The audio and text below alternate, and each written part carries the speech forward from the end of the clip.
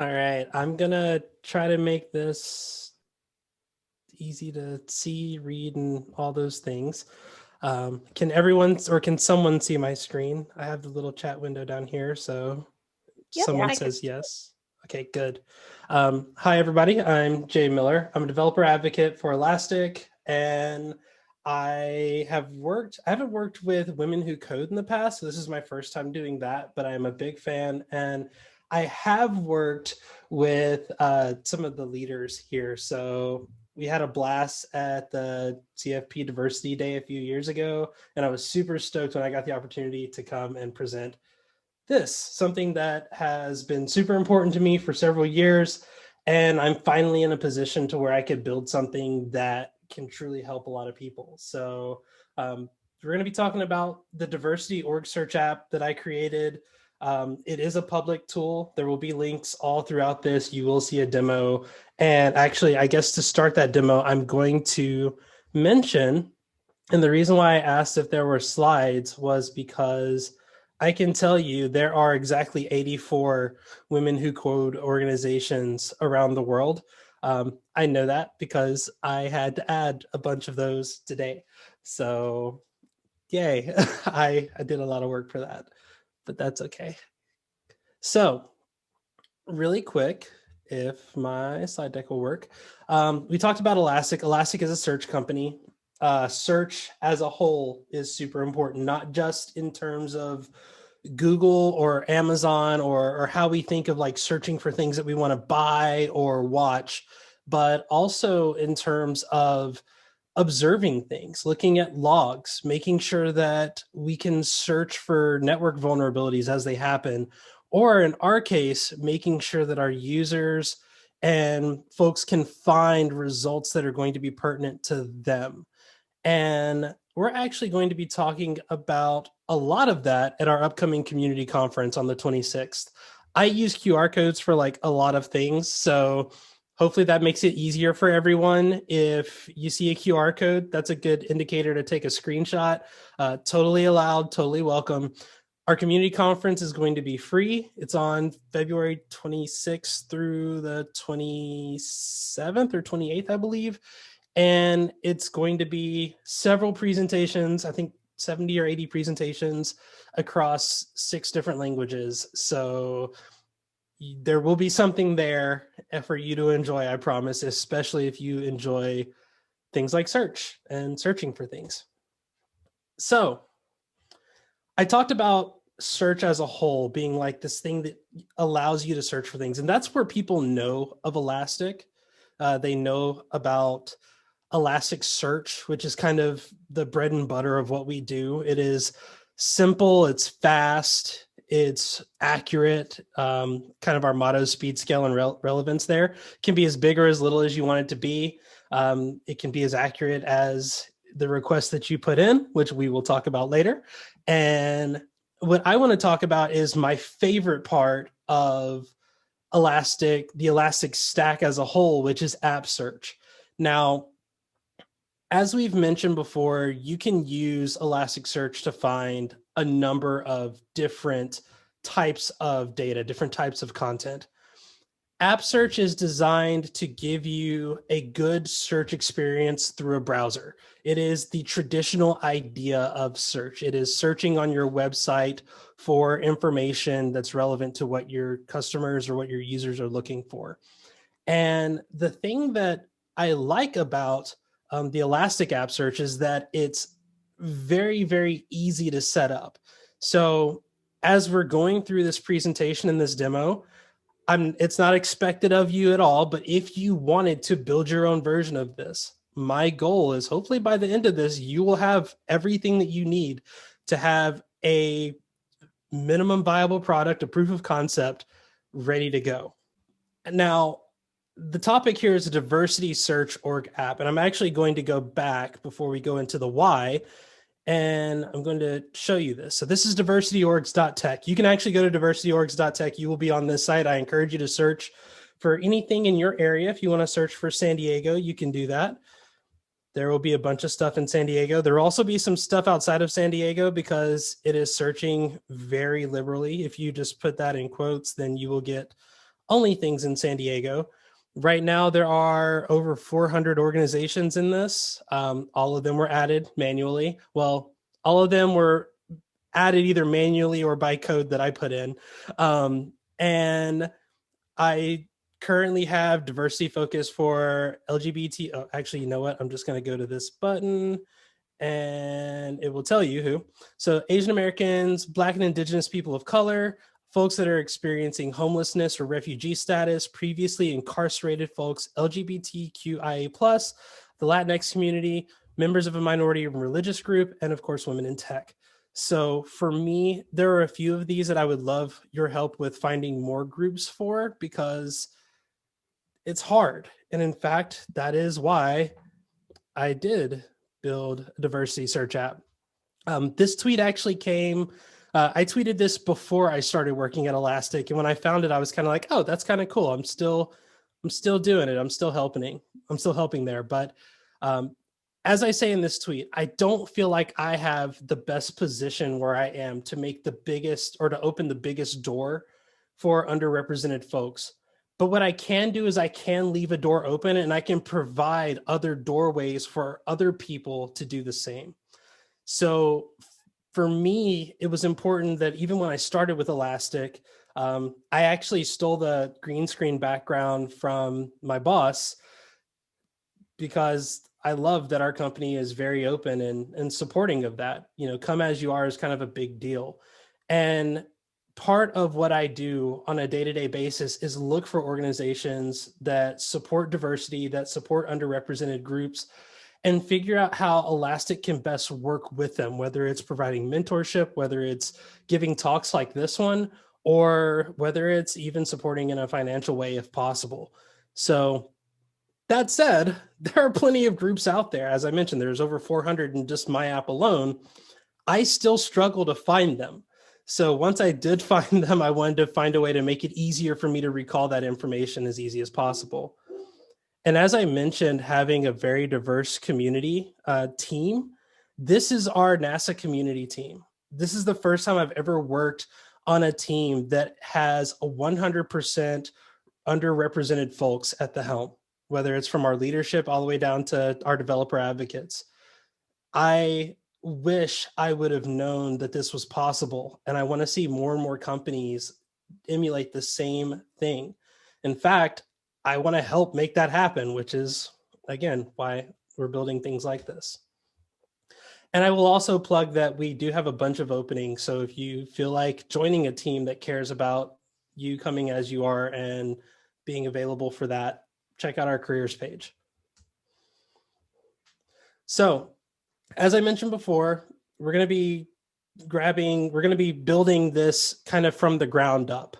And if you want to use the most up-to-date version, it's always going to be at diversityorgs.tech.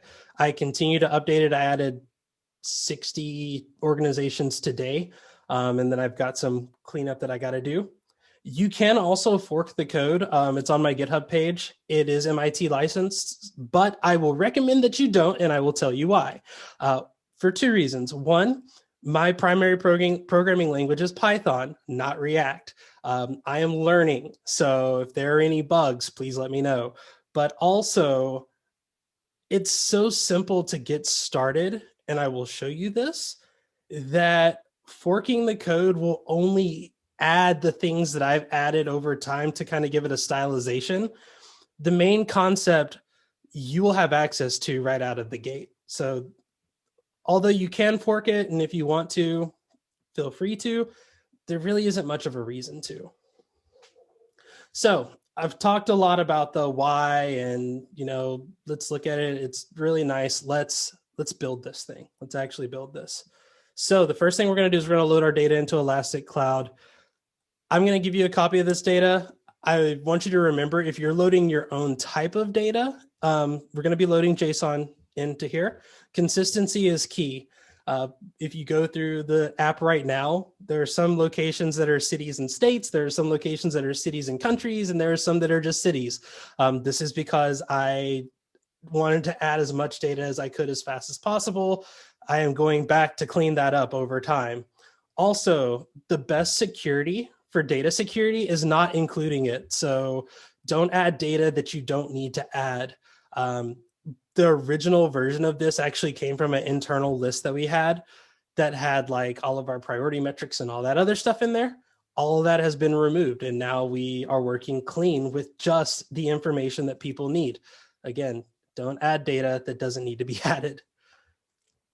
And as I said before, QR code, if you want to download the data set, I believe this data set is a couple of days old, but you can download it using this link here, or just take a screenshot of this QR code. It'll take you to a JSON file. That JSON file can be downloaded, and then you can use that to upload. I'll show you where in a second. So the first step here is to set up Elastic Cloud or download Elasticsearch and Kibana. You can do either one. I'm going to be using Elastic Cloud for this. Elastic Cloud is a cloud service, so you don't have to worry about setting up, servers and all that stuff. It handles all of that for you. If you want a completely and truly free option to use forever and ever, amen, you can use our Elasticsearch and Kibana. This is actually a link, and I will also provide a link to this presentation as well. If you go to our Elasticsearch, or sorry, if you go to the Elastic website and hit all products, that's where this takes you. Right here, everything you need to deploy, and you would just download for your operating system and get started, and even give you some instructions to do that.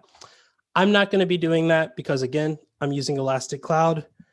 I've already logged in. When you log in the first time, you can log in via Google. You can create an account. You do get a 2-week free trial. So if you want to just play around with it, feel free to.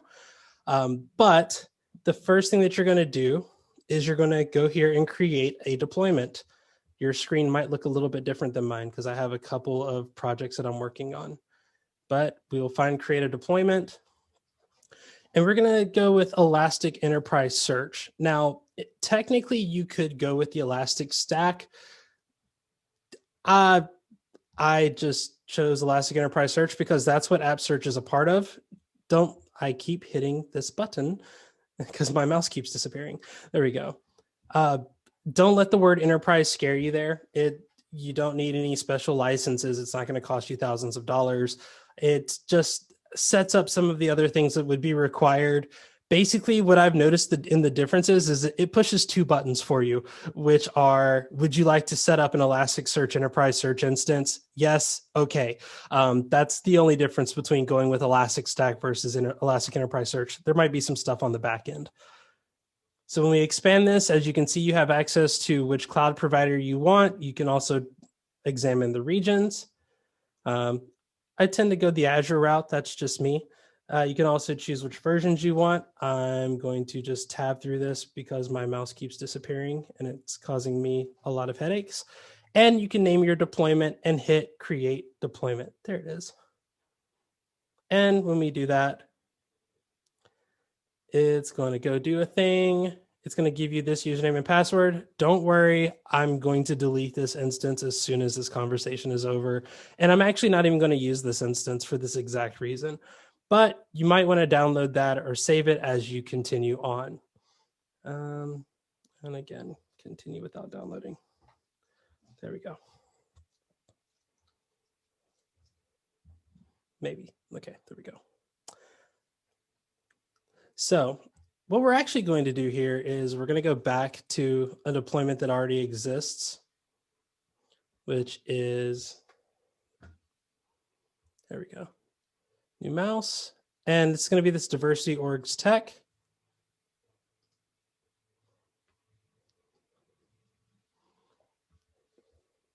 And as you can see here, we have Elastic AppSearch and Elastic Workplace Search. We're not going to worry about Workplace Search in this talk. Again, if you want to learn more about that, check out our conference. There's some fun stuff involving that. We're going to worry about AppSearch. So when we open up AppSearch, you're not going to have an engine here. So you're going to want to go create engine. And we're going to give our engine a name. Once we give our engine a name, let's call this Women Who Code. And I'm going to give it a date just so I can find it later. We're going to create this engine, and it's going to give us an empty engine. The engine is basically like your data store. Think of it in that terms. And actually, in all reality, it is a data store. You could use those two words kind of interchangeably. The only difference here is you access your engines and your different data stores kind of in a list format. As you can see, this is the actual diversityorgs.tech. It has 432 items and 17 fields. We also have our one that we built. So we're going to go into that, and we're going to upload a JSON file. So as I mentioned before, that link to the JSON file is there. And we can just open a folder and go to that download. And I need to find my copy of this. There it is. And then we can hit continue. And it added 432 documents just like that. So a little bit about AppSearch. AppSearch runs primarily off of REST API calls. So everything that we see here, and this is how we're able to get so much information so quickly. And right now we can't see any information because this is a new engine. There's nothing pointing to it. There's nothing connected to it. So there wouldn't be anything. So we're actually going to switch over to the live engine. Let's not delete anything. As we can see, we have some basic statistics here. We can see how many queries have happened. We can see when a search actually went through. And of course, there's some more in-depth analytics here that we can see to start kind of manicuring our search. Before working at Elastic, I worked as an e-commerce specialist. So figuring out how people are searching and like what to search for was a important piece of what I did, from day to day. And I will say that this has actually been like the nicer experience because our old system wasn't as great. But I can see like, okay, we have Brazil. We have people searching in Brazil. We have people searching for Blacks in tech. And you can go through and see all this. As you can see, I did a lot of testing for women who code. And you can also check into top queries and you can view your analytics over time. Let me go back and we can also see, what people are searching for that are actually garnering clicks and what people are searching for and not getting clicks on. We can also find searches that show up with no results. And of course, this is over time. So maybe as I'm testing, if I don't have any data for Blacks in technology, which is another group, then maybe it doesn't show up. But as you can see, 5 people searched for it. Or when there was a bug in my code, 7 people didn't search for anything and the app kind of crashed. And that wasn't good, but we fixed that. So no worries. And this is where we're going to have fun. This is our query tester. I'm going to search for the first thing that someone tells me to search for inside of chat. This can be a location. This can be an underrepresented group. This can be a type of technology. If you're talking about like Python or JavaScript or Angular or any of those things, I am just going to sit here and wait until someone types something in the chat.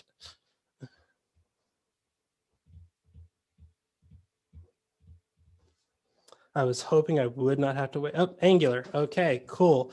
I feel bad because I said Angular and I don't think that we have any content for Angular. I will say my Java, that's another good one. So I got Pilates Bratislava, which again, a little painful, but I will say this is a problem that I ran into a lot as I was searching for things. React is going to be harder because as we mentioned here, search is hard. And I'm kind of glad that this happened.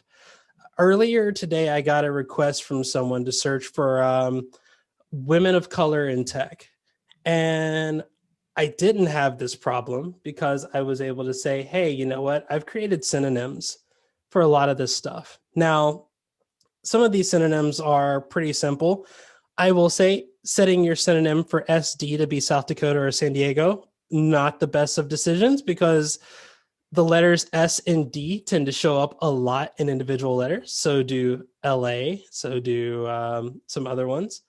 But of course, when you're dealing with locational search, building something like NYC to recognize not only New York City, but also the 5 boroughs is probably a good idea.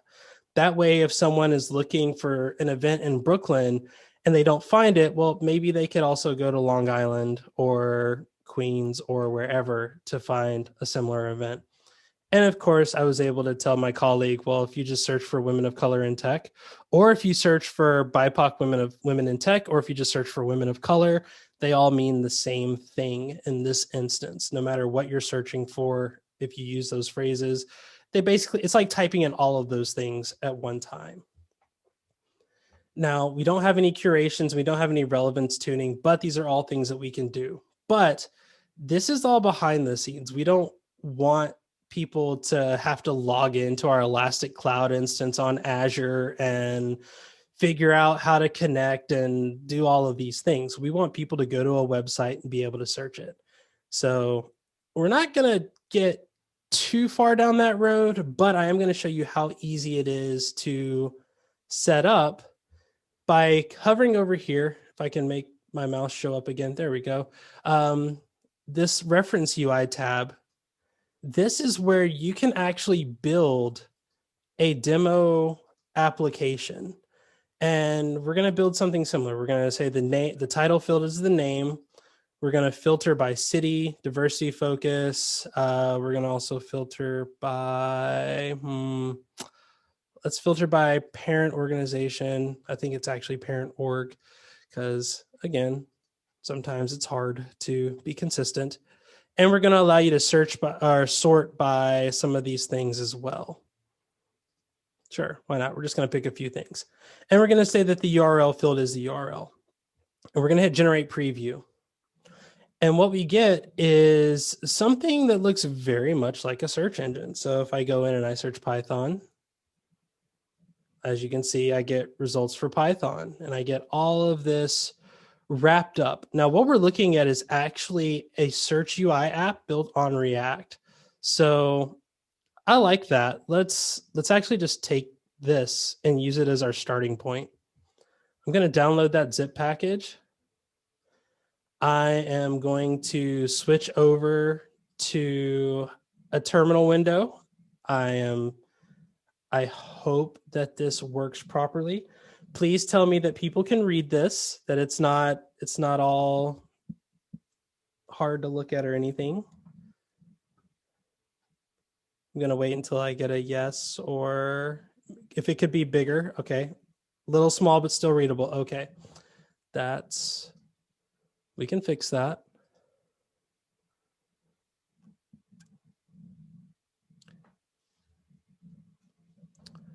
I hope, is that better? Is that a little bit bigger? By the way, don't worry about what I typed in. I just needed to put something on the screen. Okay, we're going to go with this. So what we're going to do is we're going to create a new project. I'm going to use the make directory command, and we're just going to call this Women Who Code React. And because I'm attempting to do a live demo, I am going to try to avoid any issues that we might run into. I see it, Women Who Code React. It's right there. And awesome. As you can see, there's nothing in here at this moment. So I'm going to go grab, I already unzipped our demo here. I'm going to give it the move command, MV. Just going to drag that over. If you did not know that you could do that, you could do that if you're on a Mac. And I'm going to say load it into this directory. So we've moved that folder into here. We're going to go to this diversity demo. We're going to CD into that. As you can see, there's a bunch of stuff already in here. But if we can look at that package.json really quick, it is a React app. It is just loading good old-fashioned React. So now that we know that it's React, we can use the command that tells me whether or not I'm moving too fast or too slow We're going to do npm install and npm start. And let's hope that npm is not going to take too long. But while it is doing this, I am going to pause. And if there are any questions, I am open to answering them. I don't see any questions in the chat so far.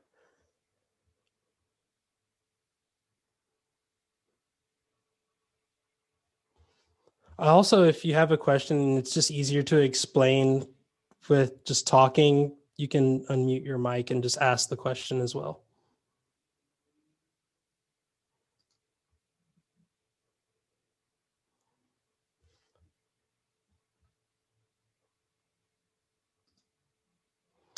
I'm also available to answer. Okay, awesome. I'm also available to answer any questions regarding diversity in tech or what diversity is like in Elastic or what's it like to be a developer advocate. I am here to answer any questions because Node is noding on me. So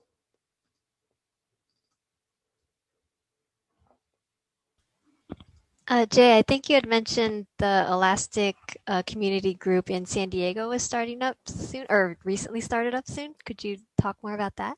yes, I can. And I actually have a slide for that, but there we go. We do have a bunch of different virtual user groups. I'm actually the organizer for the San Diego user group. It's not on this list, but the AMER, which America's virtual user group, we do cross post all of those events. So feel free to go to community.elastic.co or sorry, community.elastic.co. You can find San Diego there. You can also screenshot this page. We do have a Slack workspace for our community. We have a YouTube channel, which this talk will be on. We also have technical forums if you run into any problems or have any questions. And yeah, I think that's it. Jay, I like your slide way better than mine for that one. I'm gonna have to steal that from you. Feel free to. Like I said, it's so much nicer to just have QR codes for everything. That Yeah. way you can use your phone. I know that I went a little fast on kind of going through the steps. I promise you, it is this fast. I think the hardest part of this project is finding the data, which I don't know what to tell you on that one. The solution to finding the data is going on Twitter and looking for organizations and asking people for a lot of help because that's what I did a lot. So, and I can show you if this isn't done yet, and it may not be done because I'm sharing my screen. We learned that last time. But I can show that when I say that the data itself is just JSON data, like I didn't do anything special with it, we can actually look at the document itself. And this is it. It's in plain text. So if you're familiar with like NoSQL, you don't have to tell it what type of data type that you're working with. You can just feed it strings, and it will say, "Okay, I can work with that." And since it's just JSON, it'll recognize arrays. If you give it a URL, as long as you tell it that it's a URL, it'll know what to do. It'll know what to do inside of your app. So when I say it's simple, it is really simple. Here are the different organizations. This schema is set up by itself. I didn't have to provide any of this data. In fact, I can prove that by going to the place where we just loaded 400 documents. And if we go to the schema, that stuff's all added. And I'm mostly dealing with text. So if I wanted to use numbers or dates, I could. It didn't really seem applicable for this. I'm going to stop my screen share only because last time that actually did something. So let's see. It didn't. So sadly, I can't give the grand finale until, actually I can. Let me do this. I don't, where is the share screen button again? Here we go. What we're going to do is we're actually going to go to, this is the actual live app, and I can just load a local instance of it. As you can see, npm start. Oh, oops. It would help if I was actually in the right folder. There we go. npm start. Now, which one is it going to load? Because I think that's loading the old one, or it's loading the demo. Actually, I know it's loading the demo because I never hit enter. There we go. So this is running, it's compiling, it's compiled, and refresh. We have a search bar and we have our app. So type in women who code. There we are.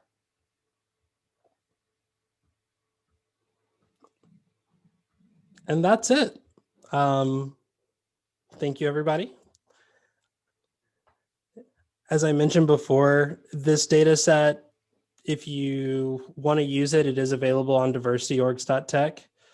Feel free to share it with your teams. It is public. If you want to build something similar and you need my help, I can go back to my talk because we did that. Test. We talked about that. We did that. Yeah.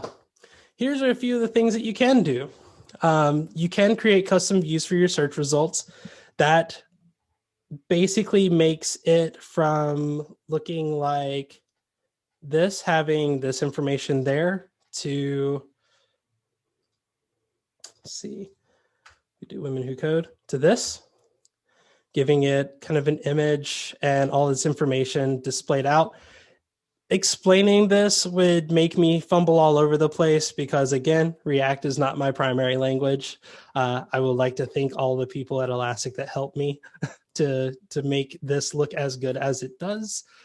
But you can also build custom curations based on search data. This is kind of like a next step for me in my project, is figuring out like the top Python organizations in like on the West Coast, where you're not necessarily just searching for San Diego, but you're searching for, you know, San Diego, LA, Oregon, Seattle, Vancouver, and like Tijuana. So you can also make those. And then, of course, you can make your app publicly available. I will say that diversityorgs.tech is actually ran for free. The only thing I had to pay for with this is my Elastic Cloud instance and the URL. I'm running it off of Vercel, so every time I make a push to GitHub, Vercel sees that and says, okay, cool, I'm going to load this to your website now.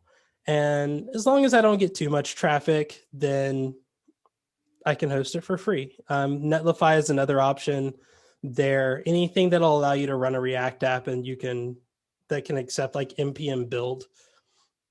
And then, of course, you can automate the addition of new organizations based on form submission. This is where I will say, I need your help. If you know of an organization that we're missing, I added a little button here that you can add the organization name in the website.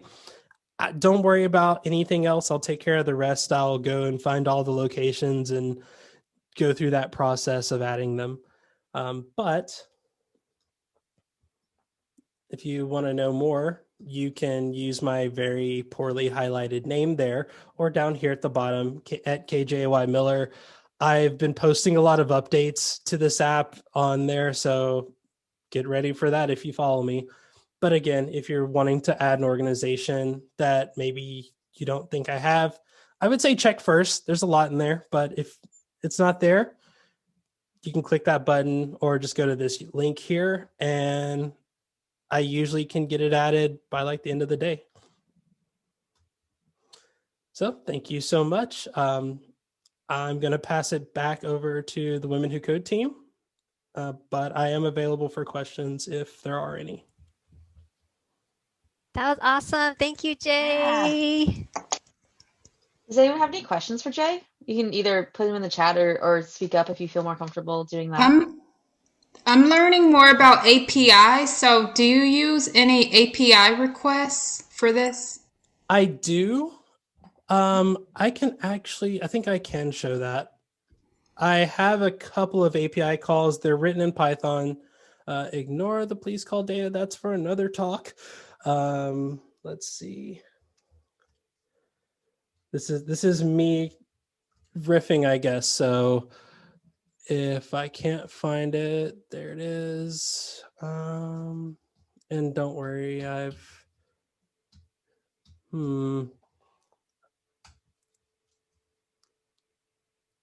Okay, and then let me make this a little bit larger so that you can see it. Oh, okay.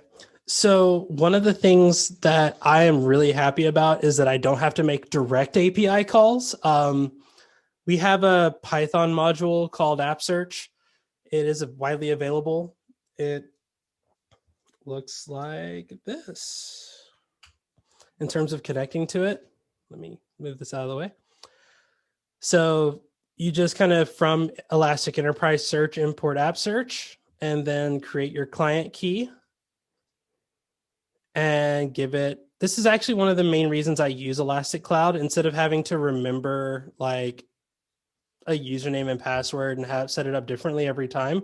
Elastic Cloud does that for you, and they give you your cloud URI and your private auth key. So you just need to set those up as environment variables and you're off to the races. And then I also set my engine name as that as well. So from there, after you've defined this, you can import it into your script. And that's what I do here with just AppSearch index documents. And then you give it the engine name and you give it the body. The body is just JSON. It's that same JSON data that we drag and dropped in. It would accept that and it would just load all that data in. The one thing I will warn about with AppSearch is when you're uploading data at scale, it limits itself to 100 items per request. You're not limited on how many requests you can make. It's just the size of each request. So that's at the top of this on this line. There's that chunked data 100. All that is saying is take my data and split it up into like segments of 100 and load them in 100 at a time. And this is actually how I upload data. So this is the Python script that I use to upload a bunch of data in.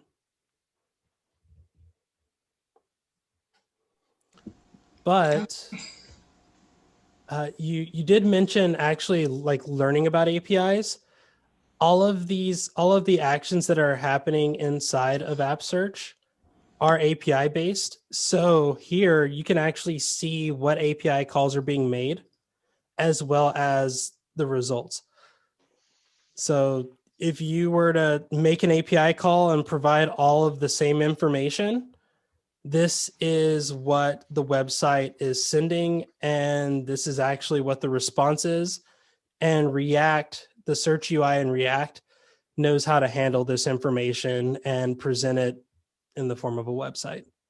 So you could run this completely headless if you knew the endpoint.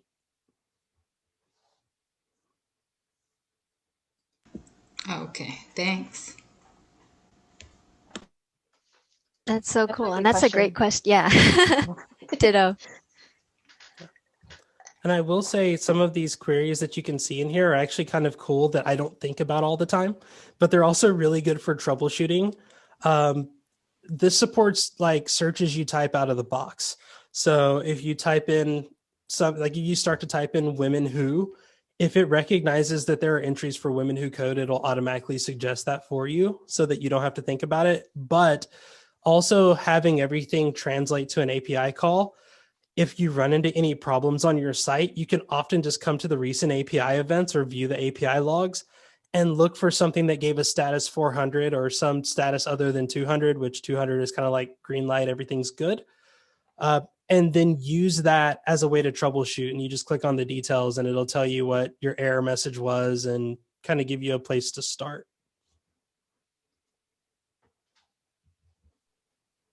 I really love this dashboard that that you get with Elastic Cloud. Like it looks so clean and easy to use, and like I just want to like jump in there and start playing with it and looking at the data and seeing what I can configure. So I haven't had a lot of opportunities to like play around with like relevance tuning and things like that. I really want to. Like that's the one that I really see. Because I'm like, what if I make the city like more important? So if they type in San Diego, like it'll only find things in San Diego, or it'll put all the San Diego items into the front. The thing is, it kind of already does that. So I don't get to mess with it all that much. So maybe if we can add more data to it, I'll have more reasons to come in and play with it. And you can yeah, also set, certain refinements here. You can say like, you know, if the city, you can only return so many options that are like pinged based on the city or pinged based on like someone's GitHub, URL.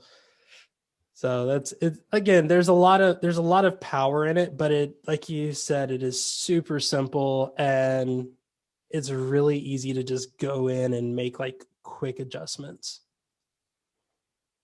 yeah. I mean, just like it's nice knowing like those advanced options are there, like in case you need them. But this, it also just seems like is really easy if you're new to tech and like getting into it because like so much of it is um has like that is nice and UI driven that it allows it's like a lower barrier to entry, right? Which is really nice. Yeah, and that's actually why I didn't show like, oh, here's my Python scripts that, that I can use to upload all this data, because if you need to do it that way or if you want to do it that way, you can, but you can also just drag and drop your JSON file in. And even after you have data into it, like you can still just go to index documents and just load more data in. Like you don't, it makes zero assumptions about your technical skill. And we give you options whether you want to automate the process with scripting, or if you just need to do a one-time upload of data and you never have to, index documents ever again. That's awesome. And I'm still like not really over how quick that was to just like get it up and running like that. That was so fast. I think the longest thing that we had to wait for was Node. Yeah. Sounds about right. No doing Yeah, those things. as a developer, you will get used to that. Awesome. Does anyone else have any other questions for Jay? Feel free to unmute and ask or write it in the chat. We can stop sharing. There we go. I did throw a few links into the chat for Elastic.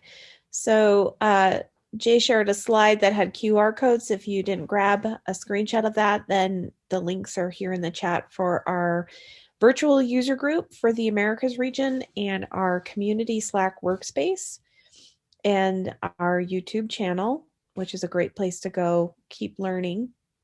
And then I also put in a link to a survey, just a really quick survey, because we'd love to get your feedback. And this is an opportunity. If you ever think that you might be interested in speaking at a meetup, we would love to have you. So it's an opportunity for you to say, hey, I'm available and I'd love to talk. So yeah, check out the survey if you can. That would be lovely. Thank you. Thanks, Phoebe. I'm going to give Jay one more round of applause. I'm sure Yeah. everyone else is Thank in you. their seats too. That was awesome. Yay! There's those applause emojis. I'm I going actually have to... one other question for Jay, if that's okay. Oh, yeah. Yeah, Sure. you go. Could you, I mean, it's less Elastic based, but could you just talk about like what being a developer advocate is in tech for anyone that might not know, and then what that's like at Elastic? It sounds like working at Elastic is just really awesome. So yes, can confirm. It is awesome.